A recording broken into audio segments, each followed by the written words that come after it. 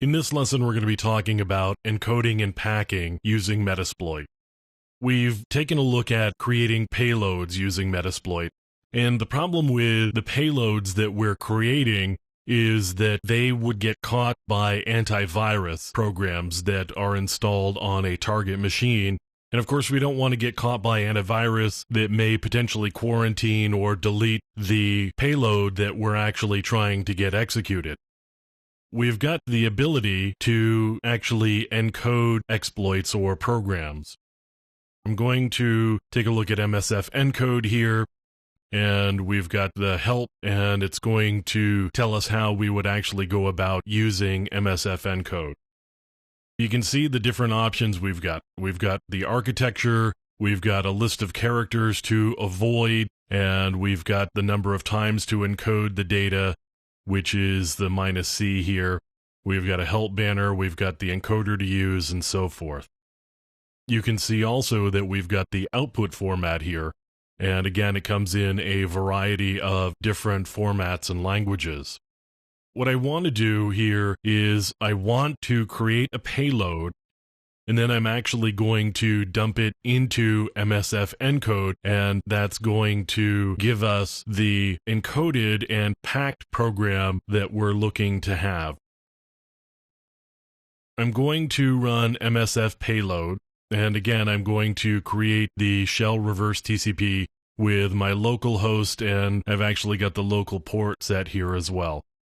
I'm actually going to pipe that into MSF encode, and I'm going to use this encoder here.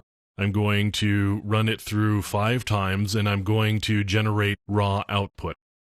Now, the reason for doing raw output is I'm actually going to create the executable on the very end of it. You'll see here I did raw output on the MSF payload as well. Now I'm going to do the encoding, and that's an alpha upper encoding that I'm going to do, and then we're going to run it through and do some more packing again. And then finally, we're just going to generate the executable. It's going to run through all of this. It's going to generate the payload, and then we're going to run it through the encoder to do some packing and encoding, and then finally we'll generate an executable out of it. And you'll see here that I'm calling it badexe.exe. Again, the reason for doing this is because we want to make sure that we're evading any antivirus that may be running on the target computer. And antivirus is pretty quickly going to see this shell code that may be sitting there, and it's going to flag it, do some quarantine or whatever it is, and basically not allow us to make use of the payload. We need to be able to obscure it in a particular way, and that's what we're doing here, is we're obscuring it so that an antivirus program probably won't see it.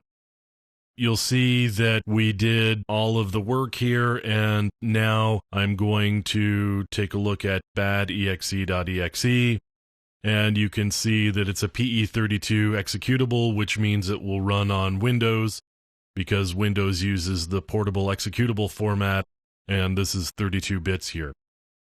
This is for MS Windows and the Intel 8386 processor architecture. So we've got the 32-bit Windows application here that we've created out of this particular payload, the shell reverse TCP. That's how you would use Metasploit, and specifically MSF payload and MSF encode, in order to do some encoding and packing. Again, you might be able to get around intrusion detection or antivirus programs.